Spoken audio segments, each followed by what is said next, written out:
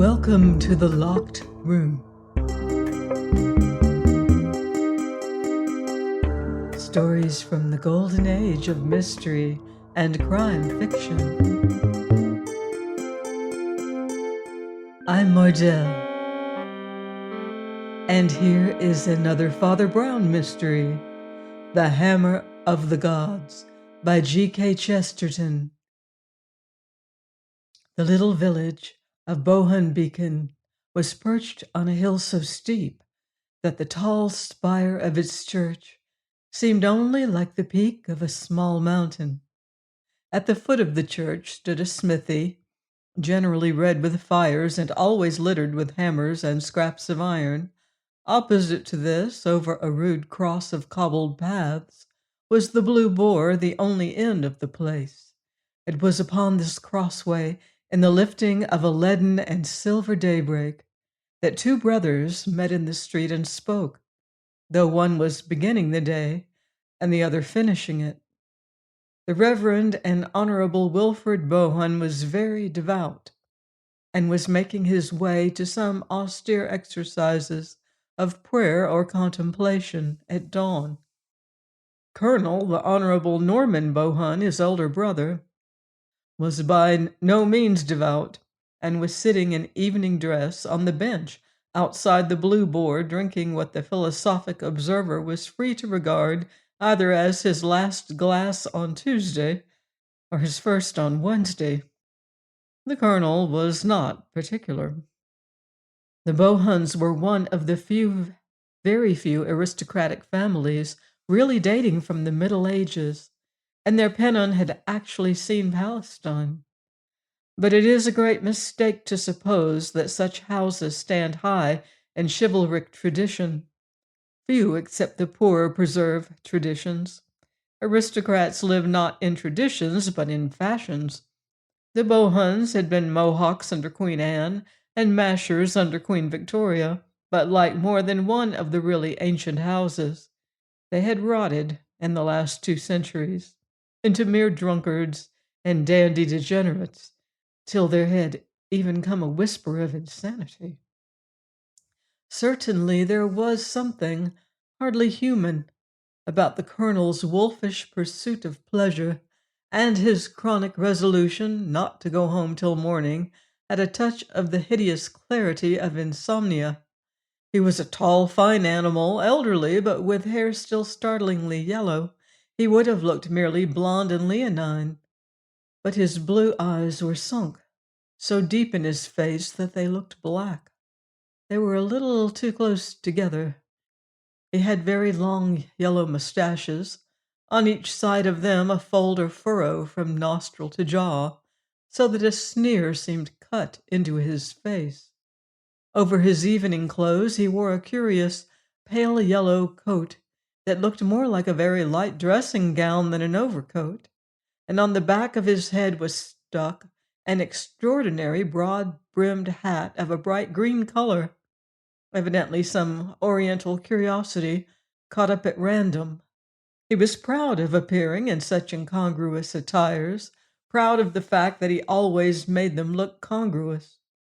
His brother, the curate, had also the yellow hair and the elegance, but he was buttoned up to the chin in black, and his face was clean-shaven, cultivated, and a little nervous.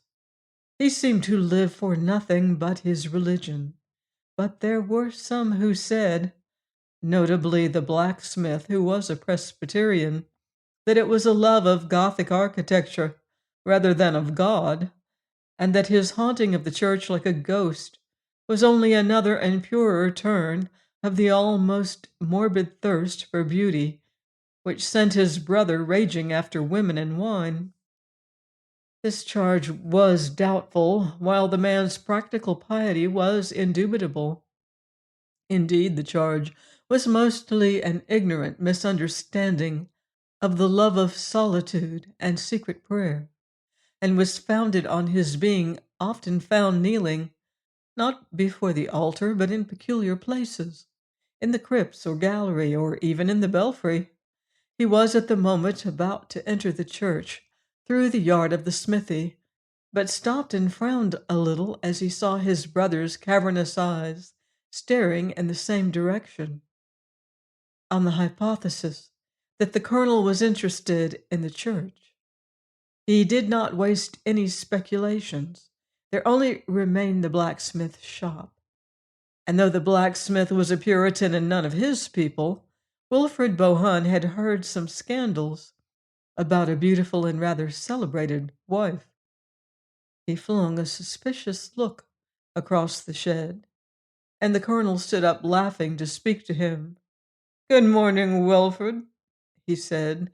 "Like a good landlord, I am watching sleeplessly over my people. I'm going to call on the blacksmith." Wilfred looked at the ground and said, "The blacksmith is out. He is over at Greenford." "I know," answered the other with silent laughter. "That is why I am calling on him." "Norman," said the cleric with his eye on a pebble in the road, "are you ever afraid of thunderbolts?" "What do you mean?" asked the colonel. "Is it your hobby is meteorology?" "I mean," said Wilfred without looking up, "do you ever think that God might strike you in the street?" "I beg your pardon," said the colonel. "I see your hobby is folklore." "I know your hobby is blasphemy," retorted the religious man, stung in the one live place of his nature. "But if you do not fear God, you have good reason to fear man." The elder raised his eyebrows politely. "Fear man," he said. "Barnes the blacksmith is the biggest and strongest man for 40 miles around," said the clergyman sternly. "I know you are no coward or weakling, but he could throw you over the wall." This struck home, being true, and the lowering line by mouth and nostrils darkened and deepened. For a moment he stood with a heavy sneer on his face, but in an instant Colonel Bohun had recovered his own cruel good humor and laughed, showing 2 dog-like front teeth under his yellow mustache. "In that case, my dear Wilfred," he said quite carelessly, "it was wise for the last of the Bohuns to come out partially in armor." And he took off the queer round hat covered with green, showing that it was lined with steel. Wilfred recognized it indeed as a light Japanese or Chinese helmet torn down from a trophy that hung in the old family hall. "It was the first hat to hand," explained his brother airily. "Always the nearest hat. And the nearest woman." "The blacksmith is away at Greenford," said Wilfred quietly. "The time of his return is unsettled." And with that he turned and went into the church with bowed head, crossing himself like one who wishes to be quit of an unclean spirit. He was anxious to forget such grossness in the cool twilight of his tall Gothic cloisters, but on that morning it was fated that his still round of religious exercises should be everywhere arrested by small shocks. As he entered the church, hitherto always empty at that hour, a kneeling figure rose hastily to its feet and came towards the full daylight of the doorway. When the curate saw it, he stood still with surprise, for the early worshipper was none other than the village idiot, a nephew of the blacksmith, one who neither would nor could care for the church or for anything else. He was always called Mad Joe, and seemed to have no other name. He was a dark, strong, slouching lad with a heavy white face, dark straight hair, and a mouth always open. As he passed the priest, his moon-calf countenance gave no hint of what he had been doing or thinking of. He had never been known to pray before. What sort of prayers was he saying now? Extraordinary prayers, surely. Wilfred Bohun stood rooted to the spot long enough to see the idiot go out into the sunshine, and even to see his dissolute brother hail him with a sort of avuncular jocularity. The last thing he saw was the colonel throwing pennies at the open mouth of Joe, with a serious appearance of trying to hit it. This ugly, sunlit picture of the stupidity and cruelty of the earth sent the ascetic finally to his prayers for purification and new thoughts. He went up to a pew in the gallery, which brought him under a colored window which he loved and always quieted his spirit, a blue window with an angel carrying lilies. There he began to think less about the half-wit with his livid face and mouth like a fish. He began to think less of his evil brother, pacing like a lean lion in his horrible hunger. He sank deeper and deeper into those cold and sweet colors of silver blossoms and sapphire sky. In this place, half an hour afterwards, he was found by Gibbs, the village cobbler, who had been sent for him in some haste. He got to his feet with promptitude, for he knew that no small matter would have brought Gibbs into such a place at all. The cobbler was, as in many villages, an atheist, and his appearance in church was a shade more extraordinary than Mad Joe's. It was a morning of theological enigmas. "What is it?" asked Wilfred Bohun rather stiffly, but putting out a trembling hand for his hat. The atheist spoke in a tone that, coming from him, was quite startlingly respectful, and even, as it were, huskily sympathetic. "You must excuse me, sir," he said in a hoarse whisper, "but we didn't think it right not to let you know at once. I'm afraid a rather dreadful thing has happened, sir. I'm afraid your brother—" Wilfred clenched his frail hands. "What deviltry has he done now?" he cried in voluntary passion. "Why, sir," said the cobbler, coughing, "I'm afraid he's done nothing, and he won't do anything. I'm afraid he's done for. You had really better come down, sir." The curate followed the cobbler down a short winding stair, which brought them out at an entrance rather higher than the street. Bohun saw the tragedy in one glance. Flat underneath him like a plan, in the yard of the smithy, were standing 5 or 6 men, mostly in black, one in an inspector's uniform. They included the doctor, the Presbyterian minister, the priest from the Roman Catholic chapel to which the blacksmith's wife belonged. The latter was speaking to her, indeed, very rapidly in an undertone, as she, a magnificent woman with red gold hair, was sobbing blindly on a bench. Between these two groups, and just clear of the main heap of hammers, lay a man in evening dress, spread-eagled and flat on his face. From the height above, Wilfred could have sworn to every item of his costume and appearance, down to the Bohun rings upon his fingers, but the skull was only a hideous splash, like a star of blackness and blood. Wilfred Bohun gave but one glance and ran down the steps into the yard. The doctor, who was the family physician, saluted him, but he scarcely took any notice. He could only stammer out, "My brother is dead? What does it mean? What is this horrible mystery?" There was an unhappy silence. And then the cobbler, the most outspoken man present, answered. "Plenty of horror, sir," he said, "but not much mystery." "What do you mean?" asked Wilfred with a white face.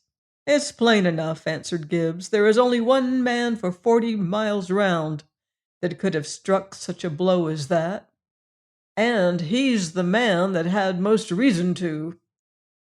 "We must not prejudge anything," put in the doctor, a tall, black-bearded man, rather nervously, "but it is competent for me to corroborate what Mr. Gibbs says about the nature of the blow, sir. It is an incredible blow. Mr. Gibbs says that only one man in this district could have done it. I should have said myself that nobody could have done it." A shudder of superstition went through the slight figure of the curate. "I can hardly understand," he said. "Mr. Bohun," said the doctor in a low voice, "metaphors literally fail me. It is inadequate to say that the skull was smashed to bits like an eggshell. Fragments of bone were driven into the body and the ground like bullets into a mud wall. It was the hand of a giant." He was silent a moment, looking grimly through his glasses. Then he added, "The thing has one advantage, that it clears most people of suspicion at one stroke. If you or I or any normal-made man in the country were accused of this crime, we should be acquitted as an infant would be acquitted of stealing the Nelson column." "That's what I say," repeated the cobbler obstinately. "There's only one man that could have done it, and he's the man that would have done it. Where's Simon Barnes, the blacksmith?" "He's over at Greenford," faltered the curate. "More likely over in France," muttered the cobbler.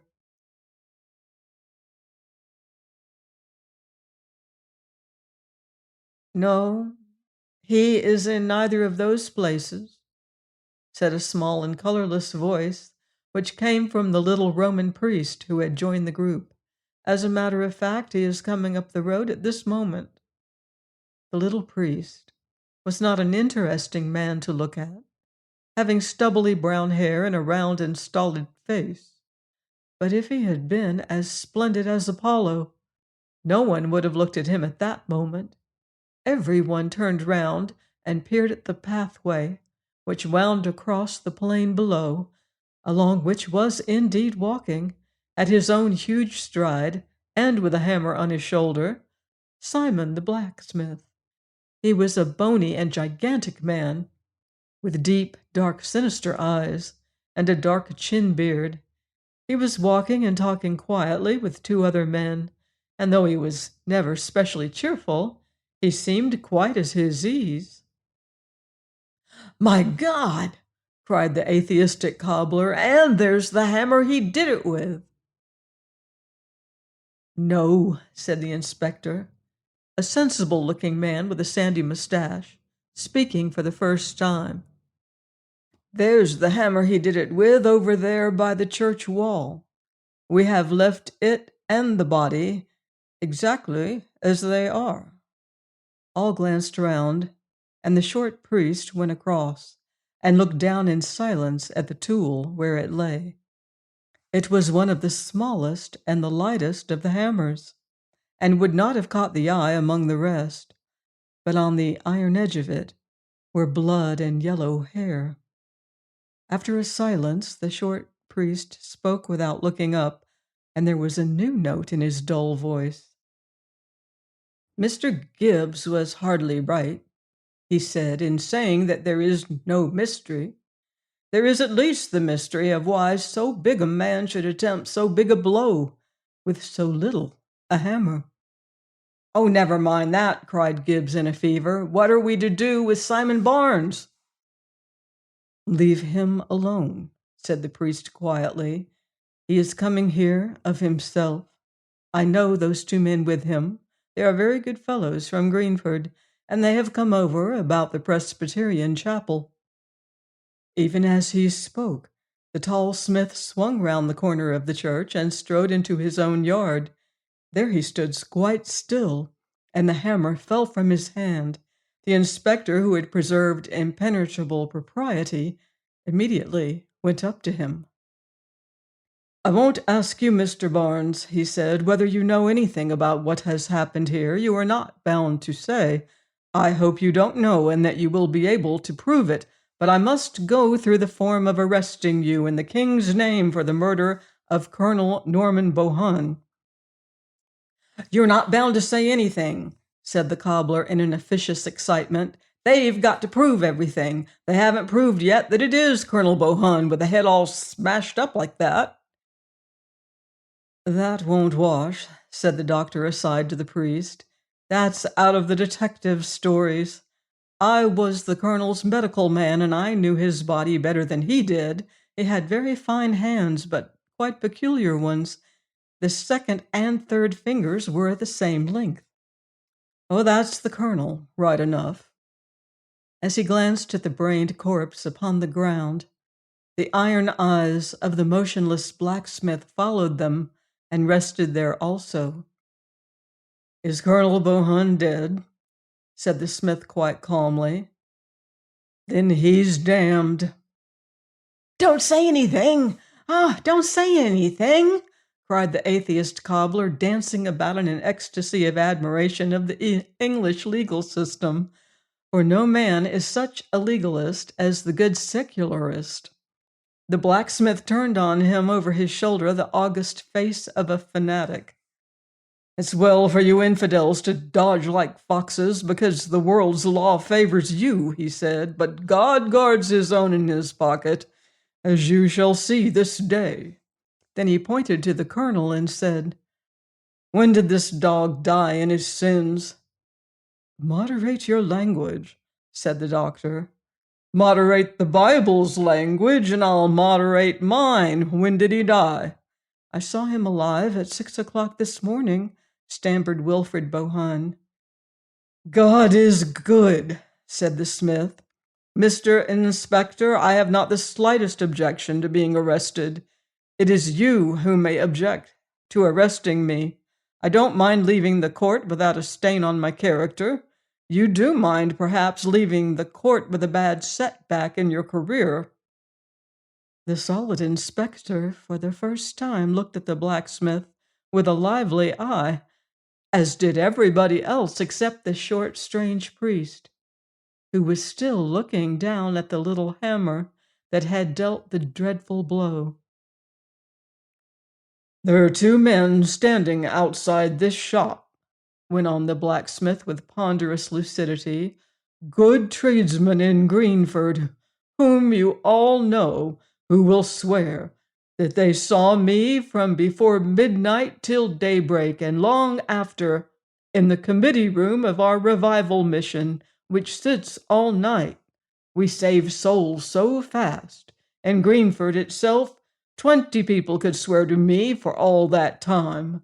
If I were a heathen, Mr. Inspector, I would let you walk on to your downfall, but as a Christian man, I feel bound to give you your chance and ask you whether you will hear my alibi now or in court.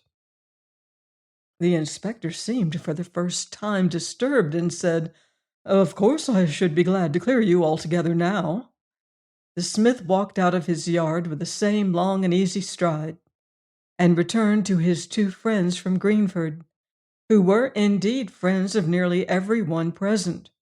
Each of them said a few words, which no one even thought of disbelieving. When they had spoken, the innocence of Simon stood up as solid as the great church above them. One of those silences struck the group, which are more strange and insufferable than any speech. Madly, in order to make conversation, the curate said to the Catholic priest, You seem very much interested in that hammer, Father Brown. Yes, I am, said Father Brown. Why is it such a small hammer? The doctor swung round on him. The doctor swung round on him. By George, that's true, he cried. Who would use a little hammer with 10 larger hammers lying about? Then he lowered his voice in the curate's ear and said, Only the kind of person that can't lift a large hammer. It is not a question of force or courage between the sexes. It's a question of lifting power in the shoulders. A bold woman could commit 10 murders with a light hammer and never turn a hair. She could not kill a beetle with a heavy one. Wilfred Bohun was staring at him with a sort of hypnotized horror, while Father Brown listened with his head a little on one side, really interested and attentive. The doctor went on with more hissing emphasis. Why do these idiots always assume that the only person who hates the wife's lover is the wife's husband. 9 times out of 10, the person who most hates the wife's lover is the wife. Who knows what insolence or treachery he had shown her? Look there. He made a momentary gesture towards the red-haired woman on the bench. She had lifted her head at last, and the tears were drying on her splendid face. But the eyes were fixed on the corpse with an electric glare that had in it something of idiocy. The Reverend Wilfred Bohun made a limp gesture as if waving away all desire to know. But Father Brown, dusting off his sleeve some ashes blown from the furnace, spoke in his indifferent way. "You are like so many doctors," he said. "Your mental science is really suggestive. It is your physical science that is utterly impossible.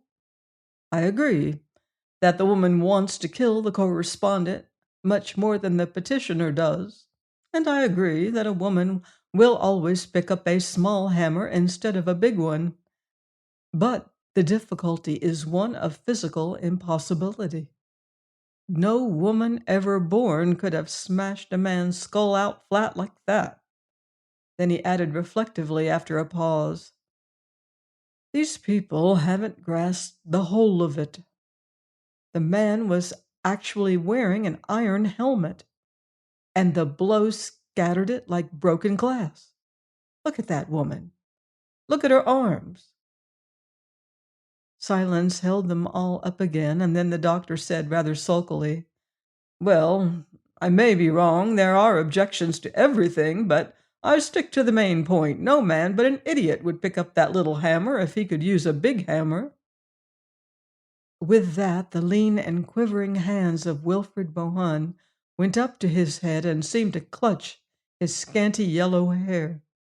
After an instant they dropped, and he cried, "That was the word I wanted! You have said the word!"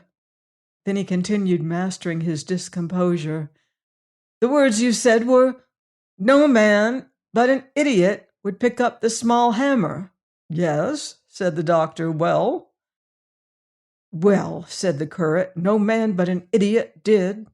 The rest stared at him with eyes arrested and riveted, and he went on in a febrile and feminine agitation. "I am a priest," he cried unsteadily, "and a priest should be no shedder of blood. I mean by that he should bring no one to the gallows, and I thank God that I see the criminal clearly now, because he is a criminal who cannot be brought to the gallows." "You will not denounce him?" inquired the doctor. "He would not be hanged if I did denounce him," answered Wilfred with a wild but curiously happy smile. "When I went into the church this morning, I found a madman praying there, that poor Joe, who has been wrong all his life. God knows what he prayed, but with such strange folk, it is not incredible to suppose that their prayers are all upside down. Very likely a lunatic would pray before killing a man. When I last saw poor Joe, he was with my brother. My brother was mocking him." "By Jove!"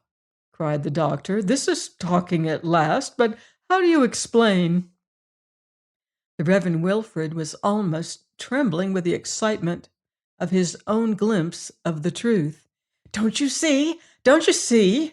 he cried feverishly. "That is the only theory that covers both the queer things, that answers both the riddles. The two riddles are the little hammer and the big blow. The smith might have struck the big blow, but he would not have chosen the little hammer. His wife would have chosen the little hammer, but she could not have struck the big blow. But the madman might have done both. As for the little hammer, why, he was mad, and might have picked up anything. And for the big blow, have you never heard, doctor, that a maniac in his paroxysm may have the strength of 10 men? The doctor drew a deep breath, and then said, "By Golly, I believe you've got it. Father Brown had fixed his eyes on the speaker so long and steadily as to prove that his large gray ox-like eyes were not quite so insignificant as the rest of his face.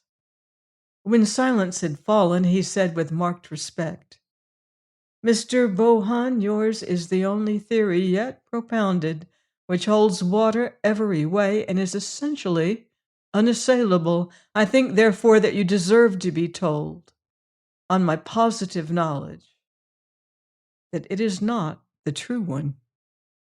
And with that, the little old man walked away and stared again at the hammer.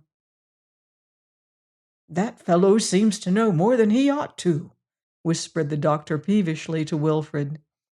"Those popish priests are deucedly sly." "No, no," said Bohun with a sort of wild fatigue. "It was the lunatic! It was the lunatic!" The group of the two clerics and the doctor had fallen away from the more official group containing the inspector and the man he had arrested. Now, however, that their own party had broken up, they heard voices from the others. The priest looked up quietly, and then looked down again as he heard the blacksmith say in a loud voice, "I hope I've convinced you, Mr. Inspector. I'm a strong man, as you say, but I couldn't have flung my hammer bang here from Greenford. My hammer hasn't got wings that it should come flying half a mile over hedges and fields." The inspector laughed amicably and said, "No, I think you can be considered out of it, though it's one of the rummiest coincidences I ever saw. I can only ask you to give us all the assistance you can in finding a man as big and strong as yourself. By George, you might be useful, if only to hold him. I suppose you yourself have no guess at the man." "I may have a guess," said the pale smith, "but it is not at a man." Then, seeing the scared eyes turned towards his wife on the bench, he put his huge hand on her shoulder and said, "Nor a woman either." "What do you mean?" asked the inspector jocularly. "You don't think cows use hammers, do you?" "I think no thing of flesh held that hammer," said the blacksmith in a stifled voice. "Mortally speaking, I think the man died alone." Wilfrid made a sudden forward movement and peered at him with burning eyes. "Do you mean to say, Barnes," came the sharp voice of the cobbler, "that the hammer jumped up of itself and knocked the man down?" "Oh, you gentlemen may stare and snigger," cried Simon. "You clergymen who tell us on Sunday in what a stillness the Lord smoke Sennacherib, I believe that one who walks invisible in every house defended the honor of mine and laid the defiler dead before the door of it. I believe the force in that blow was just the force there is in earthquakes, and no force less." Wilfrid said, with a voice utterly undescribable, "I told Norman myself to beware of the thunderbolt." "That agent is outside my jurisdiction," said the inspector with a slight smile. "You are not outside his," answered the smith. "See you to it." And turning his broad back, he went into the house. The shaken Wilfrid was led away by Father Brown, who had an easy and friendly way with him. "Let us get out of this horrid place, Mr. Bohun," he said. "May I look inside your church? I hear it's one of the oldest in England. We take some interest, you know," he added with comical grimace, "in old English churches."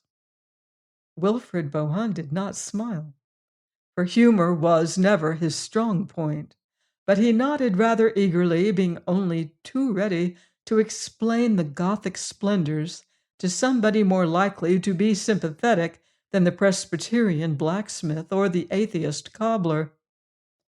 "By all means," he said, "let us go in at this side." And he led the way into the high side entrance at the top of the flight of steps.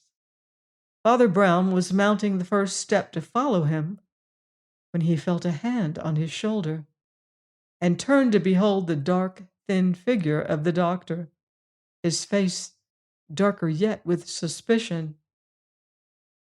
"Sir," said the physician harshly, "you appear to know some secrets in this black business. May I ask if you are going to keep them to yourself?" "Why, doctor," answered the priest, smiling quite pleasantly, "there is one very good reason why a man of my trade should keep things to himself when he is not sure of them, and that is that it is so constantly his duty to keep them to himself when he is sure of them. But if you think I have been discourteously reticent with you or anyone, I will go to the extreme limit of my custom. I will give you two very large hints." "Well, sir," said the doctor gloomily. "First," said Father Brown quietly, "the thing is quite in your own province. It is a matter of physical science. The blacksmith is mistaken. Not perhaps in saying that the blow was divine, but certainly in saying that it came by a miracle. With his strange and wicked and yet half heroic heart, the force that smashed that skull was a force well known to scientists, one of the most frequently debated of the laws of nature." The doctor, who was looking at him with frowning intentness, only said, "And the other hint?" "The other hint is this," said the priest. "Do you remember the blacksmith, though he believes in miracles, talking scornfully of the impossible fairy tale that his hammer had wings and flew half a mile across country?" "Yes," said the doctor, "I remember that." "Well," added Father Brown with a broad smile, "that fairy tale was the nearest thing to the real truth that has been said today." And with that he turned his back and stumped up the steps after the curate. The Reverend Wilfrid, who had been waiting for him, pale and impatient, as if this little delay were the last straw for his nerves, led him immediately to his favorite corner of the church, that part of the gallery closest to the carved roof and lit by the wonderful window with the angel. The little Latin priest explored and admired everything exhaustively, talking cheerfully, but in a low voice all the time. When, in the course of his investigation, he found the side exit and the winding stair down which Wilfrid had rushed to find his brother dead, Father Brown ran, not down, but up, with the agility of a monkey, and his clear voice came from an outer platform above. "Come up here, Mr. Bohun," he called. "The air will do you good." Bohun followed him and came out on a kind of stone gallery or balcony outside the building, from which one could see the illimitable plain in which their small hill stood, wooded away to the purple horizon and dotted with villages and farms. Clear and square, but quite small beneath them, was the blacksmith's yard, where the inspector still stood taking notes, and the corpse still lay, like a smashed fly. "Might be a map of the world, mightn't it?" said Father Brown. "Yes," said Bohun very gravely, and nodded his head. Immediately beneath and about them, the lines of the Gothic building plunged outwards into the void with a sickening swiftness akin to suicide. There is that element of Titan energy in the architecture of the Middle Ages that, from whatever aspect it be seen, it always seems to be rushing away like the strong back of some maddened horse. This church was hewn out of ancient and silent stone. bearded with old fungoids and stained with a nest of birds, and yet when they saw it from below, it sprang like a fountain at the stars, and when they saw it, as now, from above, it poured like a cataract into a voiceless pit. For these two men on the tower were left alone with the most terrible aspect of Gothic, the monstrous foreshortening and disproportion, the dizzying perspectives, the glimpses of great things small and small things great, a topsy-turvydom of stone in the mid-air. Details of stone enormous by their proximity were relieved against a pattern of fields and farms, pygmy in their distance. A carved bird or beast at a corner seemed like some vast walking or flying dragon wasting the pastures and villages below. The whole atmosphere was dizzy and dangerous, as if men were upheld in air amid the gyrating wings of colossal genii, and the whole of that old church, as tall and rich as a cathedral, seemed to sit upon the sunlit country like a cloudburst. I think there is something rather dangerous about standing on these high places, even to pray, said Father Brown. Heights were made to be looked at, not to be looked from. Do you mean that one may fall over? Asked Wilfrid. I mean that one's soul may fall if one's body doesn't, said the other priest. I scarcely understand you, remarked Bohun indistinctly. Look at that blacksmith, for instance, went on Father Brown calmly. A good man, but not a Christian, hard, impervious, unforgiving. Well, his Scotch religion was made up by men who prayed on hills and high crags, and learnt to look down on the world more than to look up at heaven. Humility is the mother of giants. One sees great things from the valley, only small things from the peak. But he didn't do it, said Bohun tremulously. No, said the other in an odd voice. We know he didn't do it. After a moment he resumed, looking tranquilly out over the plain with his pale gray eyes. I knew a man, he said, who began by worshipping with others before the altar, but who grew fond of high and lonely places to pray from, corners or niches in the belfry or the spire.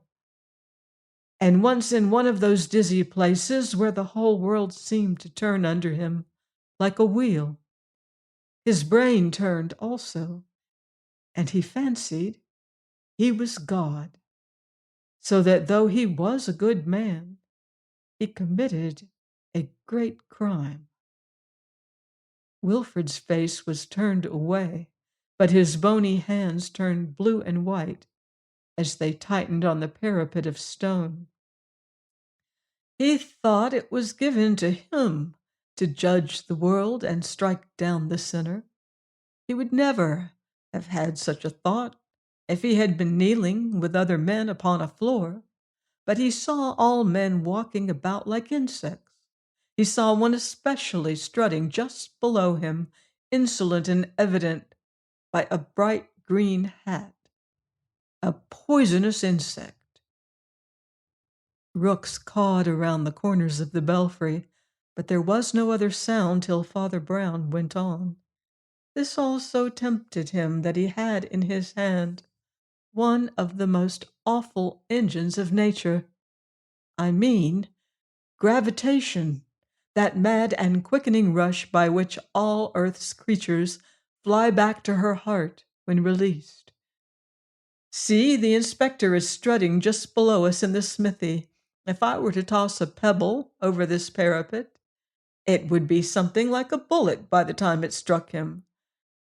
If I were to drop a hammer, even a small hammer. Wilfrid Bohun threw one leg over the parapet, and Father Brown had him in a minute by the collar. Not by that door, he said quite gently. That door leads to hell.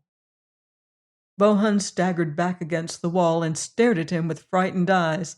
How do you know all this? He cried. Are you a devil?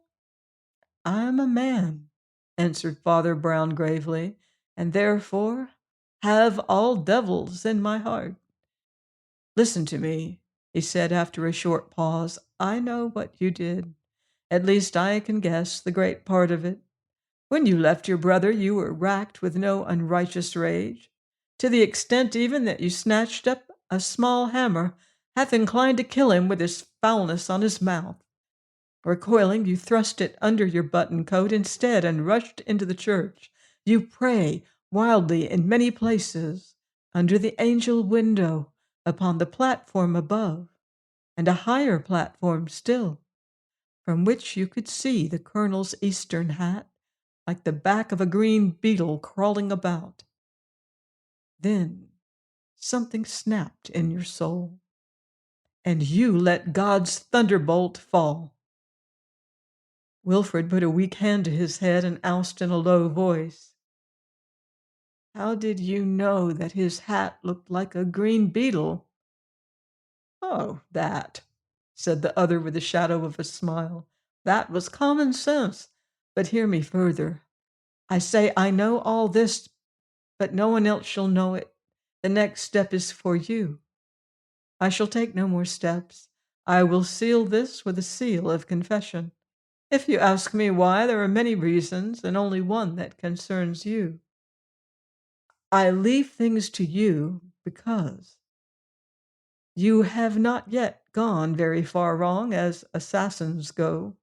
You did not help to fix the crime on the smith when it was easy, or on his wife when that was easy. You tried to fix it on the imbecile because you knew that he could not suffer. That was one of the gleams that it is my business to find in assassins. And now come down into the village and go your own way as free as the wind, for I have said my last word. They went down the winding stairs in utter silence and came out into the sunlight by the smithy. Wilfred Bohun carefully unlatched the wooden gate of the yard, and going up to the inspector said, I wish to give myself up. I have killed my brother. Join me next week for another case from the annals of crime on The Locked Room. In the meantime, beware of footsteps in the dark.